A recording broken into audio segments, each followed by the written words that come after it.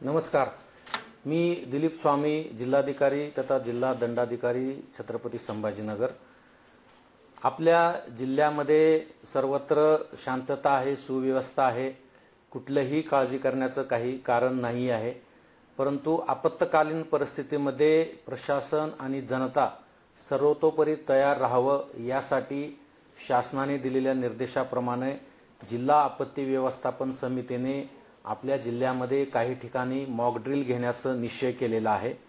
त्यामध्ये आज दिनांक 10 मे रोजी ग्रामीण भागामध्ये पैठण येथे मॉक ड्रिल सायंकाळच्या वेळेस संपन्न होणार आहे। त्याचबरोबर शहरामध्ये छत्रपती संभाजीनगर महापालिका हद्दीमध्ये उद्या म्हणजे 11 मे रोजी दुपारी 4 ते 6 या कालावधी दरम्यान काही ठिकाणी मॉक ड्रिल घेऊन प्रात्यक्षिक घेऊन अशा आपत्कालीन परिस्थितीमध्ये नागरिकांनी आणि प्रशासनाने काय काय पावलं उचलले जायला पाहिजेत या दृष्टिकोनातून मॉक ड्रिल घेतलं जाणार आहे। माझी समस्त जनतेला विनम्र आव्हान आहे की आपण यामध्ये घाबरून जाण्याचं कारण नाही, पॅनिक होण्याचं कारण नाही आहे।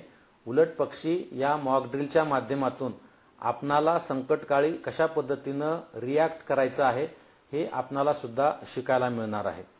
उद्या शहरासोबतच ग्रामीण भागामध्ये सुद्धा वेरूळ येथे आणि अजंठा येथे या ठिकाणी सुद्धा मॉक ड्रिल होणार आहे। तेव्हा आपण सर्वांनी सतर्क राहावं आणि या मॉक ड्रिलला सहकार्य करावं। कोणीही घाबरून जाऊ नये, कोणी पॅनिक होऊ नये आणि कोणीही या संदर्भात अफवा पसरू नये अशी माझी आपणा सर्वांना विनंती आहे।